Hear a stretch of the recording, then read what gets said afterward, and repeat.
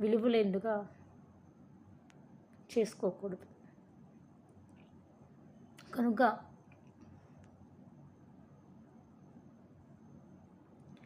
రోడ్లు దాటేటప్పుడు, డ్రైవింగ్ చేసేటప్పుడు చాలా జాగ్రత్తతో వ్యవహరించాలని, ఇంకా అంతేకాకుండా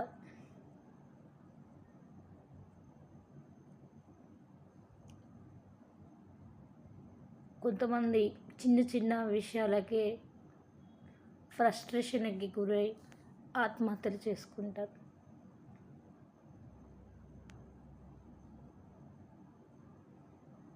ఎవరికైనా బాధ కలిగినప్పుడు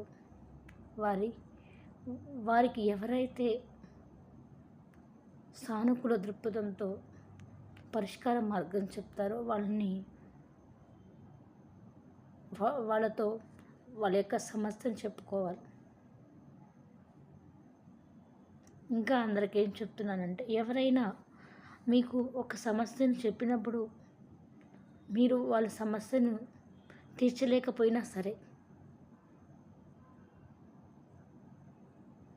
వాళ్ళకి పాజిటివ్గా సానుకూల దృక్పథంతో మీకు తోచిన ఉపాయం చెప్పాలి, లేకుంటే మౌనంగా ఉండాలి. అంతేకాని వాళ్ళకి బాధ కలిగించే విధంగా మాట్లాడి వాళ్ళని జీవితంలో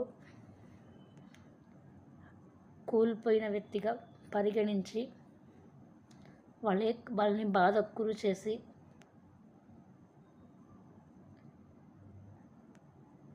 వాళ్ళు కొంతమంది స్వయంగా వాళ్ళ ప్రాణాలు తీసుకునే విధంగా ప్రోత్సహించకూడదు. అది మహా పెద్ద పాపం.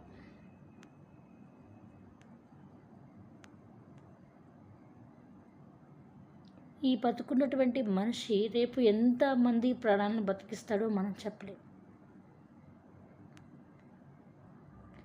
ఈ బ్రతికున్నటువంటి మనిషి ఎంతమంది బ్రతుకులకు ఆధారమో కూడా మనం చెప్పలేం.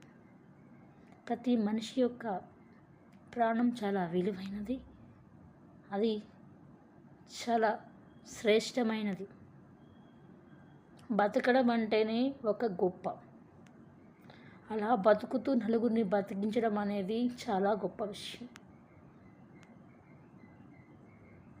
బతుకుతూ నలుగురు సంతోషాన్ని కారకులవ్వడం అనేది చాలా చాలా గొప్ప విషయం. బతకండి, బతికించండి, బ్రతకనివ్వండి. ఇదే ఈరోజు నేను చెప్పదలుచుకున్నాను.